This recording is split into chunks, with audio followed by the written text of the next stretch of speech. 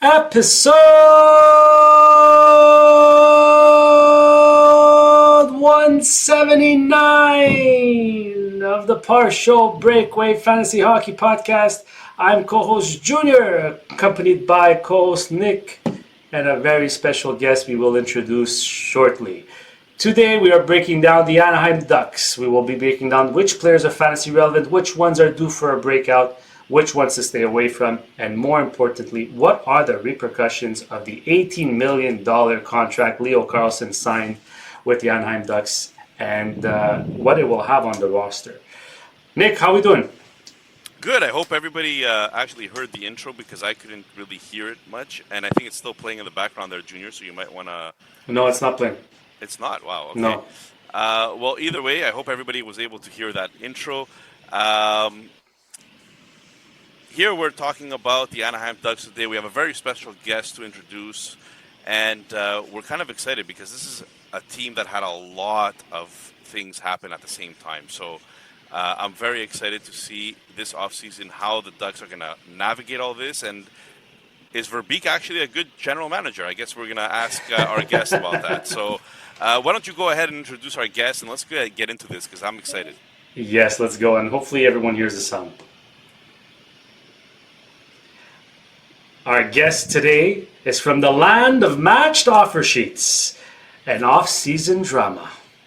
Host of the Ducks&Pucks podcast and fellow THPN member, Mike Walters. Thanks for that intro. Welcome. Hopefully the music played there as well because... can't hear it here, but the producer is doing a very good job today. We are a man short, by the way, Nick. We are a man short, but you're going to replace him greatly. I'm off to a terrible start. Yeah, I was talking about you. I was talking about Mike, but anyway.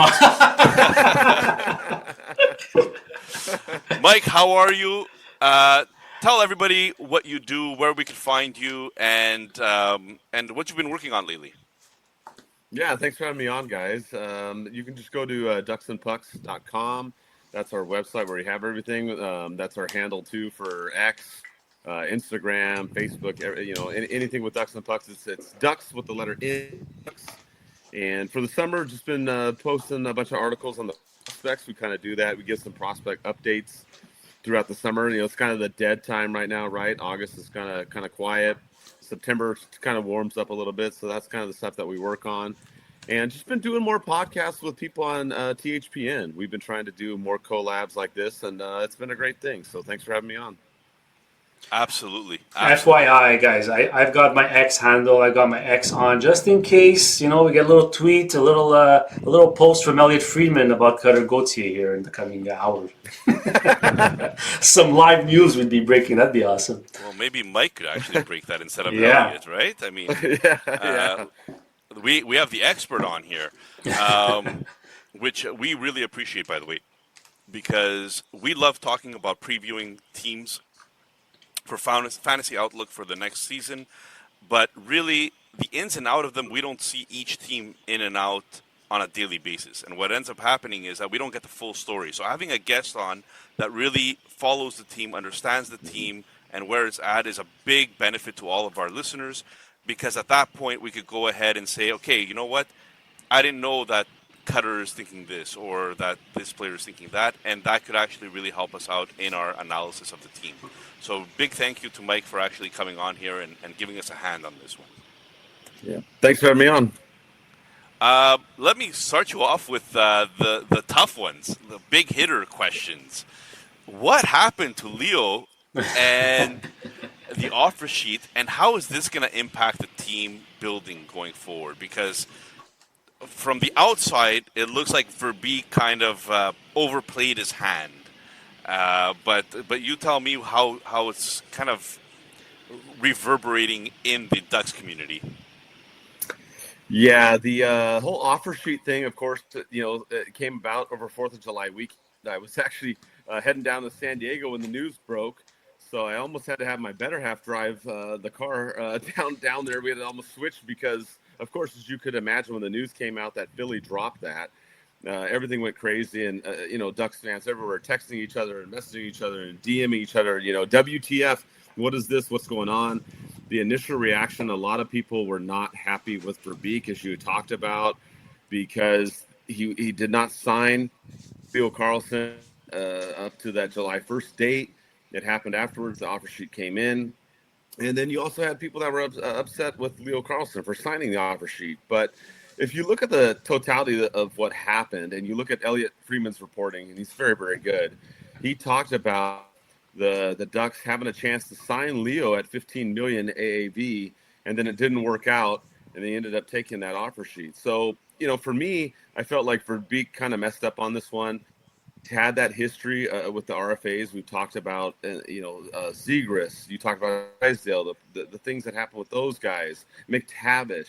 People forget about Terry, and they forget about Dostal, too. Dostal had to go to arbitration, get his deal.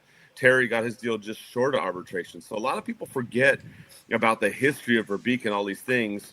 And then you had Carlson's agents. They went on Elliot Friedman's podcast. They talked about it as well. They seem to kind of take blame. So weird. Exactly. To me, that was damage control. It really felt like they went on there and they were like, "Oh, it's us, laid it. Verbeek did nothing wrong. The Ducks did nothing wrong," which at first I thought was fine. But when you say it 20 times, like, come on, guys, why do you keep repeating yourselves? So I do think the agents had a hand in delaying stuff throughout the season. I absolutely do think that happened, but at some point, if Verbeek had a chance to sign Leo at $15 million and didn't do it before the offer sheet. So it is what it is. And some people aren't happy with Leo and whatnot, and I get it, but you should, if you're not happy with Leo, you should be not happy with the agents. But as an agent, you're supposed to do what's best for your client. You're worried about a team, their salary cap, and all that other kind of stuff. So, I put the blame on everybody, right? Because it takes all the people involved. But Verbeek had a chance. He could have signed it for less. It didn't work out. So I still lean more of it on him than I do Leo and his agents. So does this end more like Terry and Dostal, or does it end more like McTavish and Zegras? No, I think that it will work out. I some people have talked about, hey, will the Ducks trade Carlsson down the road? Really don't think it will happen. Verbeek was super big on, and if you remember the draft, everybody thought the Ducks were going to take Fantelli. They didn't. They took Carlsson. Carlsson is his guy. So I think it's still going to work out. I think he's still going to stay.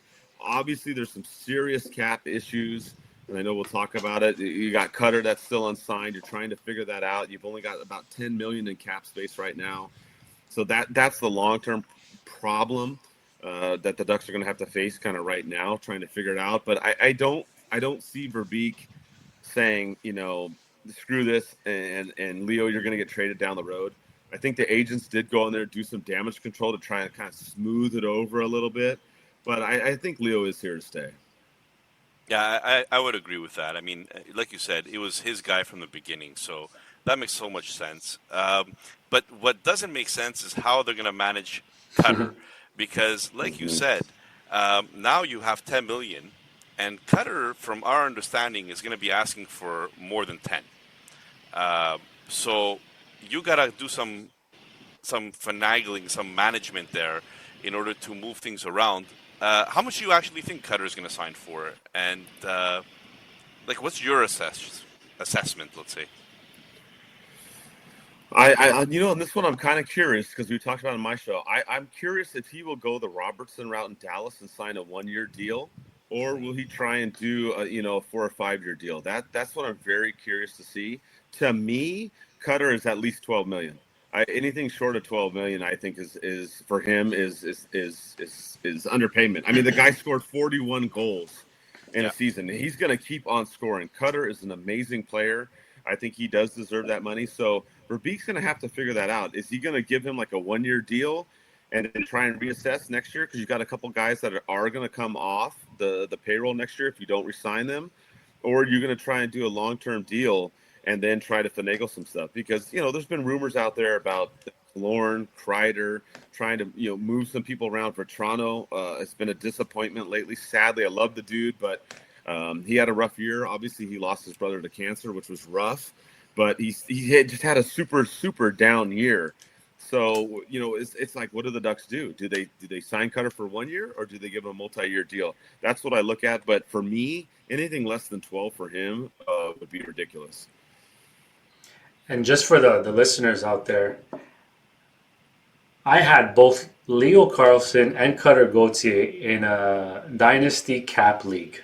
So my cap hit just went up almost $40 million this offseason. Yeah. Listen, I offered you a 4th-round pick for him.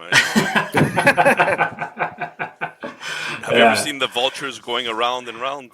Hey, I had to maneuver. I did some maneuvering. Unfortunately, Mitch Marner had to go. There you go. Our co-host, Vince, is not here today, but he did have some questions for you regarding the 5-year, $7.2 million AAV contract for Minchikov. And was this simply a result of, hey, we got offer sheeted once, this guy's an RFA, he's about to be offer sheeted, let's just give him what he wants because this is not going well? It's funny that you bring that up, Nick, because I think Minchikov has kind of been lost in this discussion about everything, right? There was so much focus on Leo. There was so much on the offer sheet. And then there was reports that, same thing over that 4th of July weekend, that there was offer sheets coming for Minchikov, and there was mixed reports. We don't really know if one ever was signed by him. I don't think there was one, but there was definitely the threat of that, right? I know that was coming. So I think that was the other residual effect of this. For Beek, again, playing his hardball, being a tough negotiator. Jeff Solomon, too, is also on that mix, too. A lot of people don't talk about him, who's also forgotten this discussion. They wait on these people and try to hold all the cards, but it's hard when you have an RFA and you get to July 1. So I think you're right. I think when they got to that point and they paid him, it was definitely an overpayment. Minchikov is now, you're telling me Minchikov is $7.2 million. He's your second highest paid defenseman behind Lacombe. I just don't see it. If anything, I like Minchikov. I'm glad the Ducks kept him. There was a lot of discussions about him being traded, and they ended up trading Zellweger instead. There was that rotation and whatnot. But to me, it was an overpayment for him. And now you're in a really tight bind, right? Because you have $18 million tied up with Leo, 7.2 tied up with Minchikov, and they were talking about trying to pay him between $3 and $4 million. So you sign Minchikov for 4, and you sign Leo for 15. That's 19, right? But now you've got over 25 tied up. So it's at least a $6 million mistake for Beek to not get these two guys signed before July 1. Yeah. In most cases, might be a fireable offense. Yes. We'll see. There's still time. Well, speaking of Verbeek, he pretty much already mentioned that Luno kind of had a spot on the team this upcoming season. But my question to you is, which of these 3 20-year-olds and over have the best chance of making the team, or do they even have a chance at some point to earn an opportunity throughout the season? So I'm talking about Stian Solberg, Maxim Massey, and Yegor Sidorov. Mm-hmm. Well, I love all three. They all bring a lot of talent and excitement to the team. And obviously the big concern with the Ducks has been the blue line, right? They lost so many people with Trouba going out. You have your team captain, Gudas, going out. They still don't know who's going to be the captain next season. I'm kind of curious if they're going to have 3 alternates next season. Because to me, Terry would be a guy I would look to be a team captain. But as we all know, he's going to be out for a while. So you have to figure that out. So for me, Solberg is one guy I could see that could jump up there and make it. Like you mentioned, Luno, he's for Beek's big on him. Sounds like that he can make it out of camp, be on the team. You've got Ian Moore, who I call as the Deion Sanders of Anaheim. He plays offense and defense. This guy can do it all. He's been rock solid. And then you have Nick Jensen, who they brought in as the senior guy. We'll see how he fits. But I think Solberg of the 3 has a chance to get in there. But the other 2, don't sleep on the other 2 as well. You're going to be without Terry for a while. You've got guys like Colangelo, Nesterenko in the wings that could come up. But Massey and Sidorov, they could squeeze in there. These are 2 guys that can really score and provide some high offensive output. So I think, honestly, all 3 really have a chance. I would just give Solberg a little bit more just because the Ducks blue line's gotten a little bit thin over the summer. Yeah, so let's dive right into it because right after what you mentioned, we were going to do the who's in and who's out for the team just so the listeners can know. But you kind of touched on all of these players already. Trouba is out. John Carlson, he was there. He's out. Zellweger is out. Gudas is out. That's 4 guys that could have played in your top 4D. All gone. Yes. Mason McTavish gone. Jeffrey Vale gone. Mm-hmm. Who's in? Well, Nick Jensen is in. Jeff Malott and AJ Greer. Now, that sounds like a lot of outs, not a lot of ins, and that kind of makes sense now that we're talking about all this money having to be divided between those players as opposed to all of these different players, right? Do you think that they're going to take a step back? Like, let's be honest here. That's a lot of change on the blue line in one season. I'm scared that this team's going to take a step back when it felt like they were just taking steps forward and forward and forward. Yeah, I think that's the big concern defensively, and I know we'll talk some of the stats a little bit later on the show, but the Ducks defense giving up goals has been crazy. So I do think Leno will fit in there well. I think Moore will fit in there well. I think the question is how is Jensen going to fit in there? You've got also Hines on the other side of the blue line. How is he going to fit in there? So I do think there's a lot of questions going on the blue line. I think the Ducks offensively will be okay. Terry not being in there for a while is going to hurt, but you get Cutter signed. You got Seneca that's been awesome. If McQueen jumps in there too season, I think offensively the Ducks will be just fine. But you're right, defensively, I don't know. I really can't say, but it is. You lost 4 guys. Your 4 starters would be top 4 defensemen on almost any other team in the NHL. So that's the concern right now is the blue line right side. I think that they will be okay, but we're going to have to see. We're really going to have to see if they can defend well enough. And, are we going to lean on Dostal a lot? They leaned on him so much last season. That's what I'm kind of concerned with. Are you going to have to lean on him so much this year? Last year there was a lot of other stuff too. He played in a lot of the other, non-NHL stuff, right? So there's not as much of that this year. But he really got taxed last year, Dostal did. And I felt like he kind of ran out of gas a little bit in the playoffs, especially against Vegas. So that's my concern too, is this blue line might be all right, but if they're going to keep, putting so much pressure on Dostal, then we're going to kind of go back to the John Gibson days where he was getting frustrated, getting peppered every night. So I agree with you. I think the blue line is something to watch.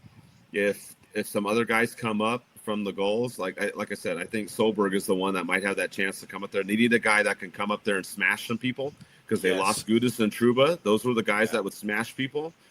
That's why I kind of lean towards that's him. Solberg's game. That's Solberg's game. I love his game. Yeah, for sure. Well, last year's record was they were 18th in the NHL, 43 wins, 33 losses, 6 ties, overtime losses. Right. Goals for, they were 13th at 265. I don't see that changing. That goals for number might actually go up, in my opinion.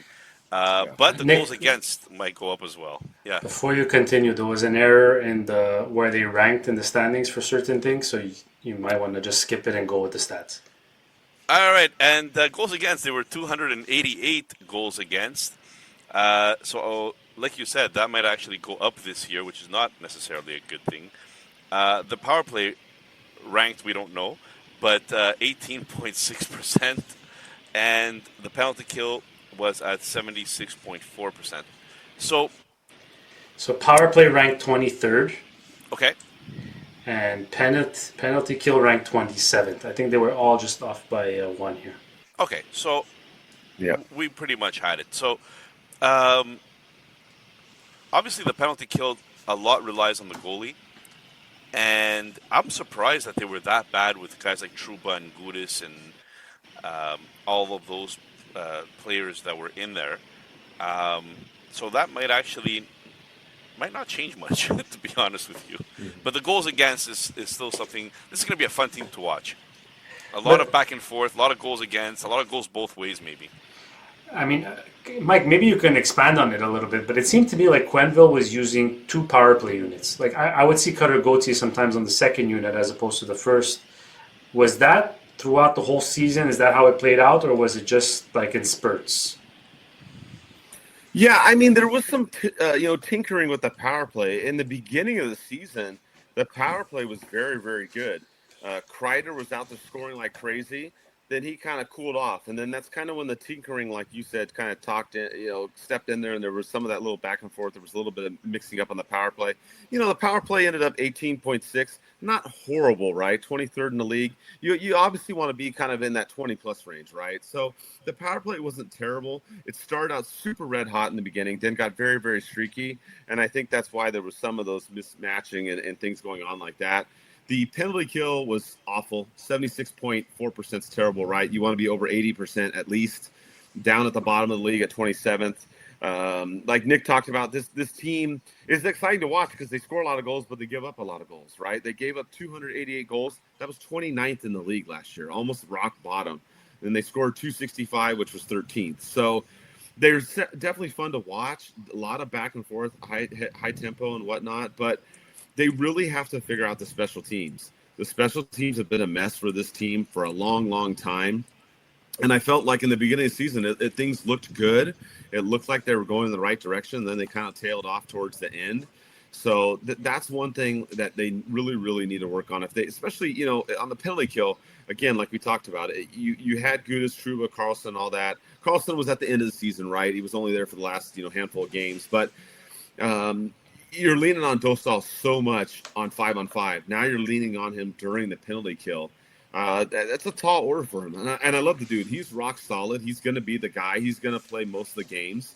But they're going to need some help in there. So I'm really curious to see if Hines is up there full time, Luneau's up in the mix, and how Jensen fits in there too, that they can work that out. But that's the special teams, unfortunately for the Ducks, it's kind of been their Achilles heel. It's like, the other team goes on a power play, and you're like, oh, man, here they go. They're going to score, which was surprising because in the games against Edmonton, they really kept Edmonton's power play at bay in the playoffs. I was really surprised. They didn't just dominate as much as they did. They didn't do quite as well against Vegas. Vegas was, they did good overall. But I think in the playoffs, they did a little bit better on special teams, but they really got to lock it down during the regular season. That was a really fun series, though. That was a fun series to watch. Yes. Yeah. Edmonton, Anaheim was so much fun. All right. Moving on to the crux of the episode for our listeners. The tiered fantasy outlook projection, whatever you want to call it. Whatever makes us sound good. Whatever makes us sound smart. So tier 1, we have our fantasy stars. This is people that we talk about as point per game or better in the league. We don't seem to have one yet for Anaheim that's point per game or better. Of course, you could always feel free to correct us. But we do think that Leo Carlsson and Cutter Gauthier will get there. But maybe not this season coming up necessarily. You kind of want to see like a track record, right? You don't have to defend yourself, Junior. No, I'm asking Mike. I'm asking Mike if he agrees with that. No, I'm with you guys. I think if you're going to draft and you're going for players on Anaheim, you absolutely have to go for Carlsson. You have to go for Gauthier for sure. I would also throw Seneca in there too. He had such a great season last year. I think he can only go up. Looking for forwards to score points, assists, and goals. I'm telling you, Leo, Cutter, and Beckett, those are your guys on Anaheim. Yeah, we agree as well. We have reliable starters here. People that you set and forget. You don't have to worry about these guys ever. It's Leo Carlsson, Cutter Gauthier. We throw in Jackson Lacombe there because the guy just puts up points on defense. We have Seneca on the next tier, but we're considering that Leo Carlsson is going to get anywhere from 70, maybe all the way to 80 points this year, and we feel the same way about Cutter Gauthier. Defensemen are always a little bit less, but that's our reliable 3 starters that we have in the pipeline here. Supporting cast, I think Beckett Seneca is right there. He's coming up, right? Nick, can I just jump in 1 second to ask? I have a question about Leo Carlsson because from the outside we know him as the player, the athlete, but like you watch him day in and day out, you see him almost 365 days a year. Like based off what you know about Leo Carlsson, the person, and you might not know him like closely, but you might know enough about him by seeing how he acts and what you hear about him day to day. Do you think the off-season drama can affect his play, or is he too focused on hockey to make it have any effect on his play? Man, that's a great question, Junior, because, when all this was going on, there was videos of him practicing overseas, really, really grinding it out, posted one of those videos on social media. I mean, he's really at it. But here's the thing. You get that $18 million contract, right? And you're looking at, oh my God, dude, you're the highest paid player. Of course, there was another contract maybe in San Jose that came out a little higher later on. But at the time, you had that deal came out, and now there's a lot of pressure. There's a lot of people that are like, hey, you're not worth 18 million a year. You only had 67 points last year. We showed you the money. Now you got to show us your game. So I think there is pressure on Leo. There is, and he has had injury issues as well. He's bounced back from them and been great. He had that crazy leg injury last year with the surgery and everything. So my thing is, I think if he can stay healthy, I think he can exceed expectations. I think he can get closer to that 80-point range, like Nick said. But is there added pressure contract? I can't say that there is, because you had all this drama. This was the talk of the town in Anaheim. This was the talk of the town around the league. Mm-hmm. And to say that this isn't going to be in the back of his head at all, you're fooling yourself. He's definitely going to have to think about it. He's definitely going to have to come out, produce, and kick some butt next season, which I think he will. But is it there? Is it in the background? 100%. We'll see when he goes through his first little drought how that affects him and how fast he can get 100%. out of it. Well, Absolutely. like you said, right? You have to be living under a rock not to know who Leo Carlsson is now. Yes. Whereas before, there were people Yeah. that weren't really sure. Or maybe I just watched the East, or maybe I just watch certain teams, right? Now everybody knows who you are. So there's definitely pressure that comes to that. And pressure is a privilege for these guys as well. So hopefully he takes the bull by the horns and goes for it. Beckett Seneca. Now, I have him between 60 and 70 points this year, and I think that's a healthy progression from where he was last year. Michael Granlund, always reliable, it seems. He's fit in so well with this team. And Troy Terry, I mean, prorated, he might still get that 70 points or 60 to 70 points, but he is going to be missing some time. Other than Seneca, how do you feel about Granlund necessarily? Do you have that kind of... Is he reliable? Is he reliable enough to be a supporting player of this team? Yeah, I agree for sure. I mean, Granlund's been solid. He wins face-offs. He's a great two-way player, responsible defensively. He's definitely a guy that you can pick up in fantasy hockey. That's going to come in. He's going to get you those assists. He's going to get goals. I like Mikael Granlund. To me, he is probably one of the most reliable forwards on the. He's not going to get beat defensively that much. He's going to have some nights where he's going to drop in a couple goals, maybe a hat trick. I like Granlund. I like his game. I think he's a solid guy. If you're looking for somebody, obviously not, early on when you draft, right? But Right. maybe someone a little bit deeper in the league, for sure. I would pick up Granlund. Absolutely. I think that he's definitely a guy that contributes both sides of the ice, and he's very, very reliable, especially the faceoff circle. Yeah, I agree completely. Again. All right, guys, so we're going to talk about streamers here in the Tier 4. So these are guys that we're picking up and probably not keeping the entire year necessarily, but could still put up some points on a streak, or anywhere between, let's say, 45 to 60 points is possible for these guys, right?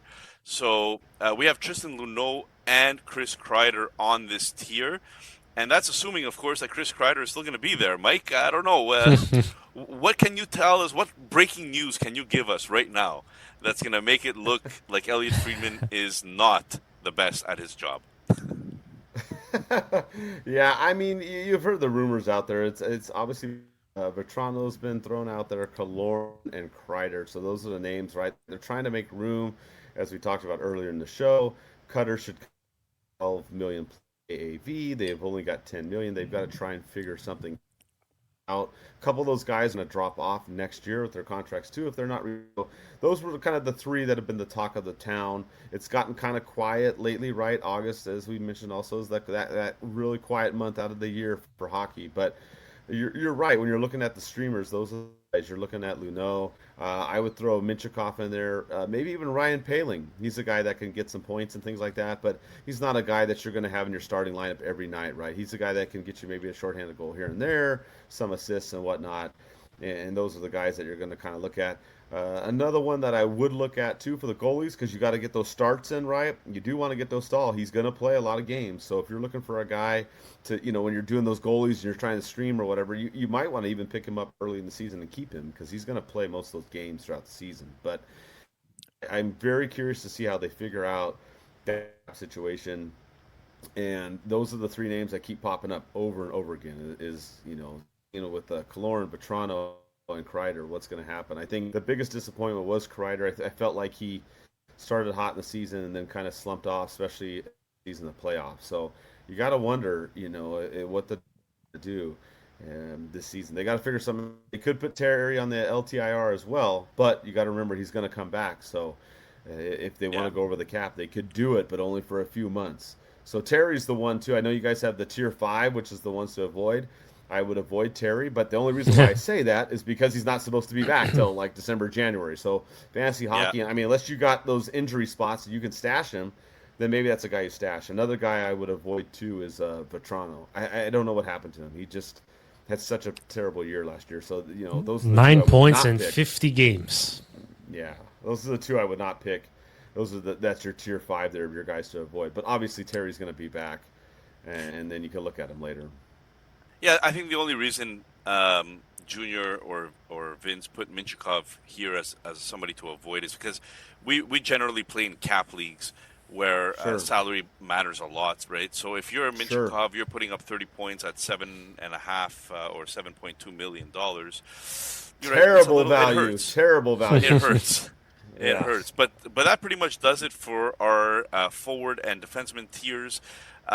Junior, would you like to please provide us a little live read from our sponsor today? There you go. DraftKings. Sure thing. Yes, code THPN, guys. Don't forget it. Here we go. Sorry, Nick. I thought you were doing it. I know. You always think I'm doing it, but I try to push everything to you, It all comes down to this. How much will Cutter Gauthier sign for this offseason? And can the Anaheim Ducks afford it? Time will tell. The DraftKings Sportsbook app is now available in all 50 states and includes all markets. Sweat every shift of the series all in one place with one app. The new DraftKings customers sign up with code THPN, spend $5 to get $200 in rewards within 21 days. That's code THPN. In partnership with DraftKings, the crown is yours. With DK Sportsbook. Gambling problem? Call 1-800-GAMBLER. 1-800-MY-RESET. New York, call 877-8-HOPE-NY or text HOPE-NY. Connecticut, call...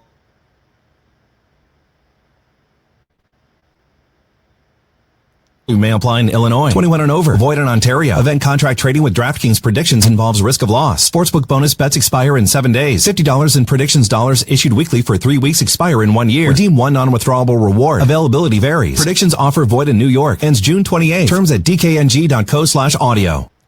Did you hear that? I heard most of it. You could input it later.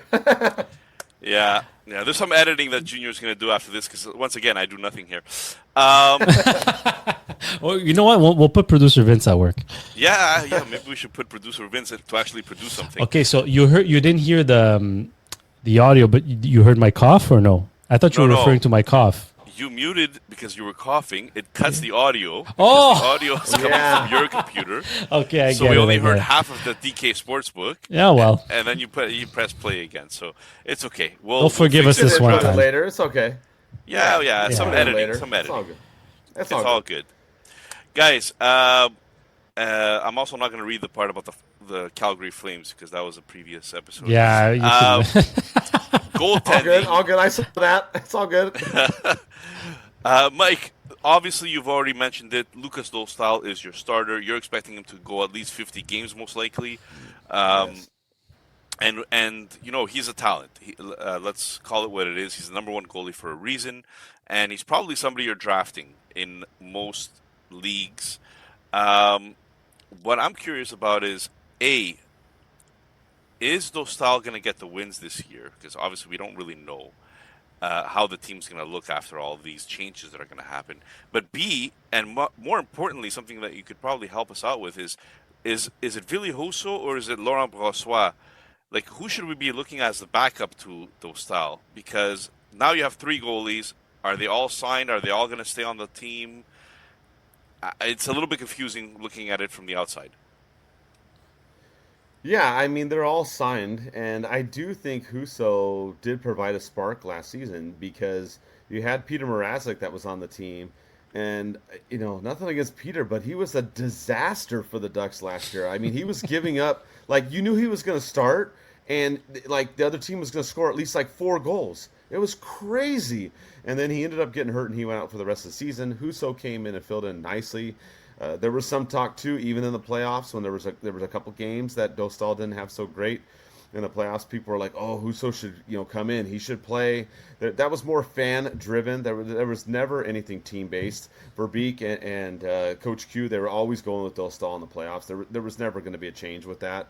But there was a lot of fan discussion about, "Oh man, we got to put Huso in there." Dostal is a little bit shaky in the playoffs, which he wasn't that great in the playoffs. Let's be honest, but I still look at him to be the starter, like you said, get in those 50 games.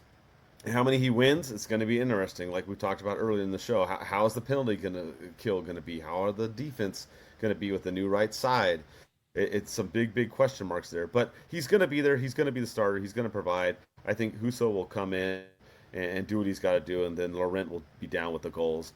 If something happens, obviously, to Dostal or Huso, then Laurent would probably come up and fill in for sure. But that's kind of how it's looking. You got Dostal number 1 and Huso number 2. The weak division might help with the wins as well. And it's just funny because I'm looking at his stats from this year, like this last season and the one before. And other than the wins, everything like kind of is similar. 310 goals against average, which is not great. Save percentage, 888 last year, 903 the year before. I mean, 903 is acceptable, I guess. 888, not so much. But like quality starts, 50% quality starts. His saves of goals saved above expected for 2 consecutive years was 12. Yeah. He had 5 steals last year and 10 the year before that. So the numbers kind of tell me like it's more than just about Dostal here. Like they're managing to win despite, how can I say this? Despite not having a decor that, like a defensive system, maybe, or a decor that can help him as much as he's helping the team. Yeah, I know. I agree. I agree, and that's the key. That's why I really wish they would have locked up Minchikov sooner. They would have locked up Leo sooner and gone out and got one more defenseman. It sounded like they were gonna try to keep Trouba, but he took that big deal that he took. So that was to a rival. Yeah. Yeah, I know. Going to San Jose, I was like, dude. But I think he was the one that they were trying to keep. Carlsson pretty much wasn't gonna. The other Carlsson, John. Let me clarify. He wasn't gonna stay. He wanted to go back to the East Coast because his family and friends are over there. Totally understandable. So he went back. It sounded like they were going to keep Gudis. So then you had Trouba left, and just the amount was too high. They couldn't do it. Trying to keep Trouba at 7-8 million a year, that would have been insane. It would have been great, but yeah, I think you hit on there. Dostal is able to steal games. He's very good at the goals against. He's always seemed to be on the plus side of that. I think he'll be fine, but again, I think the first month or two is really going to tell how this team's going to be and see what's going to happen. I think it's going to be more high speed. Like the Edmonton series, you're going to just see people scoring back and forth. So, if you like defense, don't watch the Ducks. If you like scoring, watch the Ducks. Well, and I think, and just to tie it in, I mean, I think one of the great things about Anaheim is the fact that they draft so well that even though they've lost all of these guys, you have talent coming in through the pipeline that could replace it. And yes. To me, like I look at the most recent draft with Klepov, right? And then they picked 2 other guys right after Klepov that are also high skill guys. If 1 or 2 of them don't hit, that's fine. But one of those hits, you have another super high skill player coming into the Ducks organization. You have McQueen from the year before that, which everybody wasn't touching because of an injury, but he looks great ever since then. And one of my favorites, which Junior found out recently, is Damian Clara, the goalie prospect, and he's an Italian-born goalie, which you never hear of. He was so fun at the Olympics to watch. Yes. But he looks like he's somebody that could come in and not replace Dostal, but provide even more depth to that goaltending position eventually. Or maybe alleviate a little bit. Alleviate some of the pressure on Dostal. I don't know, but it's maybe not this year. I'm not talking about this year, but I'm saying these prospects do have the ability to come in and kind of replace some of the talent that was lost. Yeah, I agree. I mean, you look at McQueen, right? You look at size. This guy is 6'5". That's how tall I am, right? He's just under 200 pounds. I'm a little bit heavier than that. He's a big kid, right? He can score. You're right. He battled through injury. High offensive upside. I think he's got a lot to add to his game. His acceleration maybe isn't the best. I mean, but again, he's a big guy, right? You talked about Damian Clara. That's a big guy too. He's a 6'6", over 200 pounds. This is a guy that I think definitely could be, I would think down the road, like you said, maybe not this season, unless something happened, unless like Dostal, Husso both get hurt, right? Maybe he comes up from the goals, but Clara's a guy. He did very, very well, as you talked about in the Olympics. His rebound control is a little, that's kind of one thing he's got to work on, but I mean, his size, the way he covers the net down low, he's awesome. I mean, he's a guy that I could definitely see being a starter. You talked about Klepov too. I mean, he's 6 foot, a little over 180 pounds, but also another high skilled guy, a guy that maybe needs to work on defense a little bit, but a lot of the young forwards need to work on their two-way game a little bit. So I like the pipeline, like you talked about. The Ducks are always drafting such great young talent. So I think that there are guys that can come fill in for sure. It's just nice to see how they've built it, where guys like Kreider, Killorn, even Granlund to a certain extent, Vetrano, they're kind of starting to, they're at the tail end of their careers, just as these guys maybe are going to start breaking in. And that's like longevity. That's like longevity of success. And that's honestly, it's hats off to Verbeek and the staff there, because they've done a good job, at least in that sense. Maybe not keeping them all over time, but that's also part of it, right, Junior? I mean, you can't keep them all. Eventually, you can't keep all of these great prospects because they're all going to ask for money, and they're not all going to be ready at the same time sometimes. So, but there's one rule: they always cost more later. They always end up costing you more later. So, as a GM, just bite it at the beginning rather than having to deal with Verbeek and Carlsson just happened. Well, I'm sure Verbeek listens to this podcast, Junior, and he's going to take your words to heart right now. You've taught him something, right, that he didn't know before. Talking about cap league management, Verbeek has done some signings that are very, very good. And we should start off with Jackson Lacombe right off the bat. 5 years at $9 million when you see guys like Bowen Byram getting 12.5.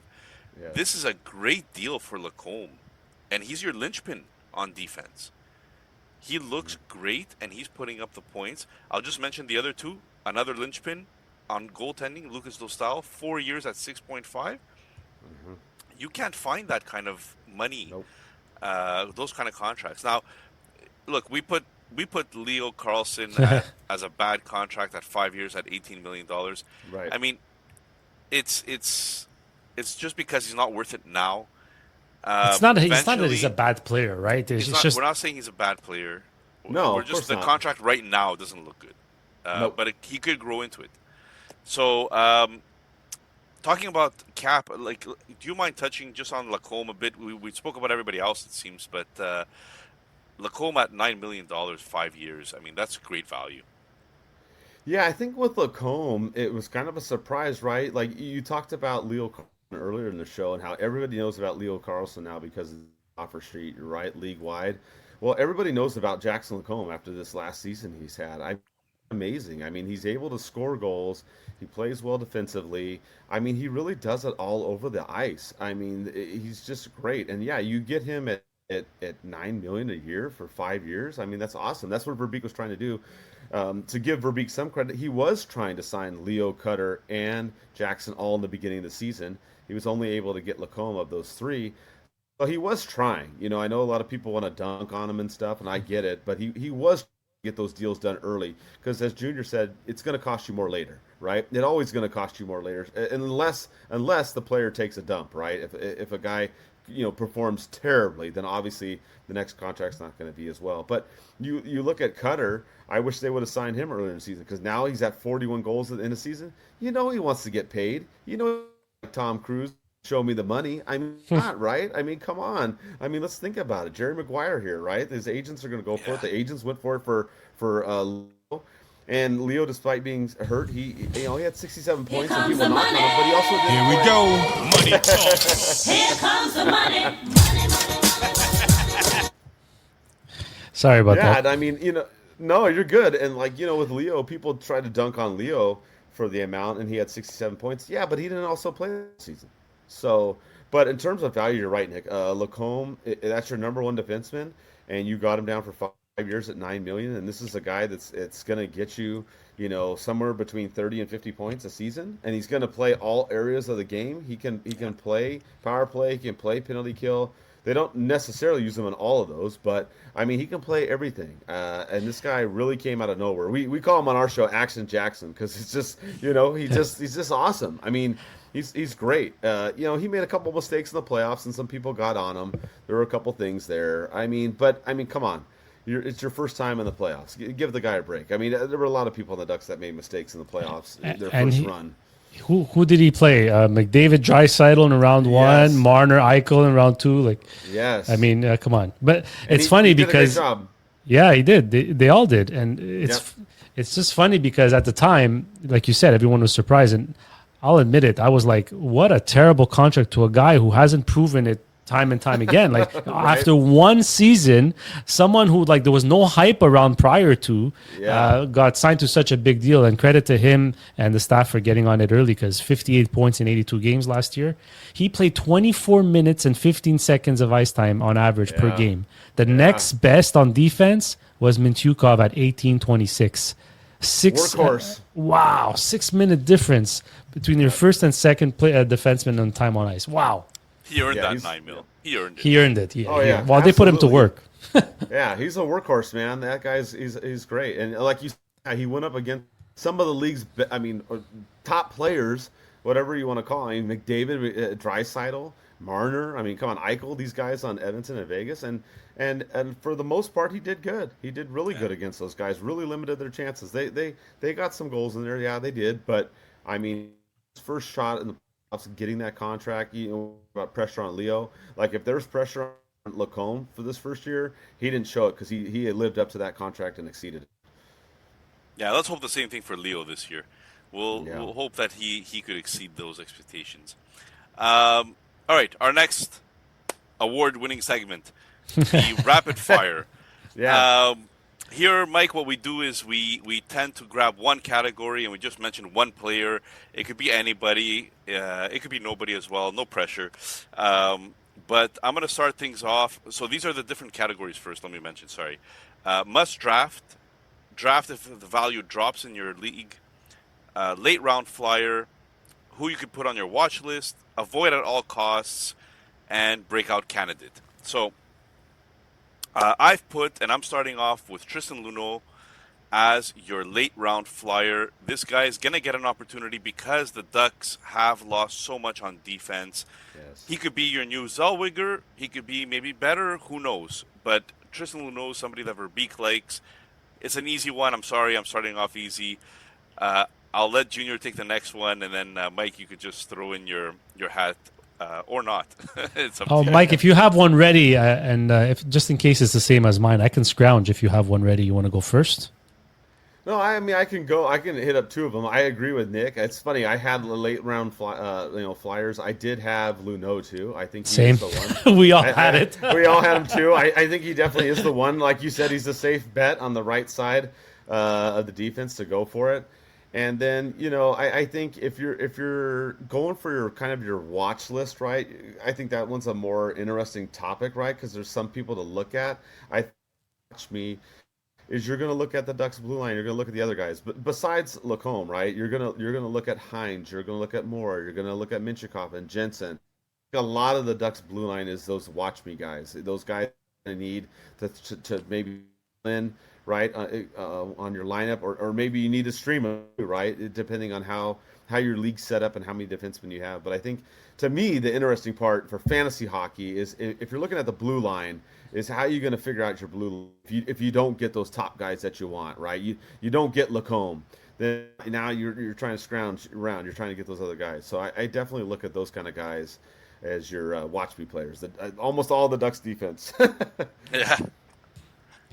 I'm gonna go with a late round flyer, but also kind of a late round flyer on Michael Granlund. Just because I think a lot of people are fading him. They don't appreciate what he brings to the Anaheim Ducks. He's their second line center. He plays 3 minutes of power play per game. Had 41 points in 58 games last year before his injury. So 34 years old, I get it. He's up there in age, but they've lost McTavish. There's space there for him to have an even bigger role, and he's among the vets on that team. So Quenneville loves him, and he'll keep using him. 19 minutes a game. That's according to what I see here. That's the best time on ice per forward on this team, after Leo Carlsson by 1 second. So for me, late round flyer on Michael Granlund, because I think in a lot of leagues he might slip. Yeah, well, Junior, in the Tidy League that we have with Victor Nuno, name drop, by the way, Junior, you ended up not taking my advice, and I was pushing for Granlund, and you said, "Well, I don't want this old guy." Right? Meanwhile, I wanted more bash. You wanted more bash, yeah. Well, anyways, guys, one bold prediction. Can you give me something fun that we could throw up on social media, and if we get it right, we're embarrass gonna ourselves? It. No, if we get it right, we're going to repeat it over and over and over again. But if we get it wrong, we're never going to mention it again. And Mike, to start, last year, I think our bold predictions between Nick and I was Dostal to be the best goalie in the league and Dostal to win the Vezina. So. I had Dostal to win the Vezina, by the way. That was my bold prediction. We're never talking about it again, Junior. All right, who's going first? I'll go first here, and I'm not very confident in this, but let's pretend I am. I say Beckett Seneca. Oh my god! 35 goals, 35 assists for 70 points this year. That's good. That's a 15-point increase. That's bold. The last YouTube guy commented on our YouTube channel saying that my Morgan Frost one was only 7 points different. So he didn't like my bold prediction last time, so I had to up the game here. All right. I'll hand it over to you, Mike. All right. If Leo Carlsson is healthy and plays most of the games, I say he gets at least 80 points. Point per game, Leo Carlsson. Yeah, wow. I'm saying if he's healthy and he doesn't, I think he'll get 80 points. I think he'll get more assists than goals. But if he's healthy and plays it's 84. But if he plays the majority of the games, like 70 plus, I think he can get either 80 or close to it. I really do. I think he can. So he would be entering our fantasy star tier.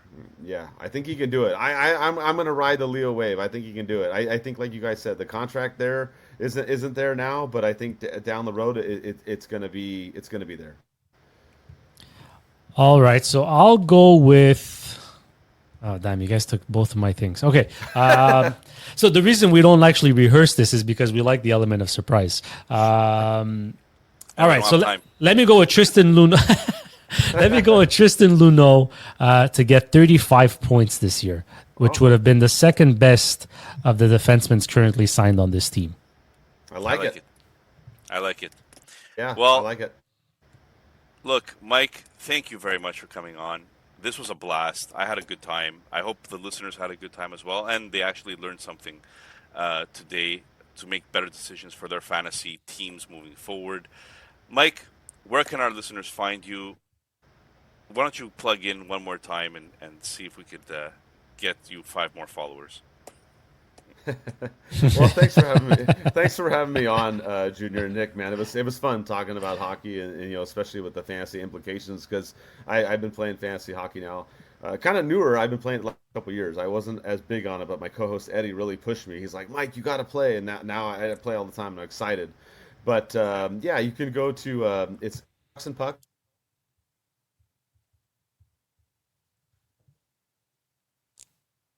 On X, book we're all there. It's also Ducks and Pub articles. So that's it.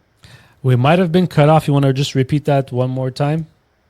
Sure. Yeah. Just you can find us on Ducks and Pucks pretty much on any social media, and also ducksandpucks.com. Perfect. Awesome. And just a little plug-in, because we haven't mentioned it, Nick, and we are talking about fantasy hockey. We actually do have our own fantasy hockey league, Nice. Which is called the Partial Breakaway Listener League, where we have a Pebble. Or according to Nick likes to call it Pebble. We have a roster and a cap. So it's a weekly cap and a weekly roster. You can redraft every week. You could have a new lineup. You could keep the same lineup. You can do as you wish. You can have more than one entry, and as long as you stay under the cap, and which was fun because it kind of makes you think. So maybe I'll send you the invite when we get started. Yeah. No pressure. No pressure. Sounds good. All right, Junior, you want to play the outro and get us out of here? Will do. Have a good week, everybody. This was fun, Mike. Thanks for joining us. Thank you very much. Really thanks. appreciate this. Thanks, everybody.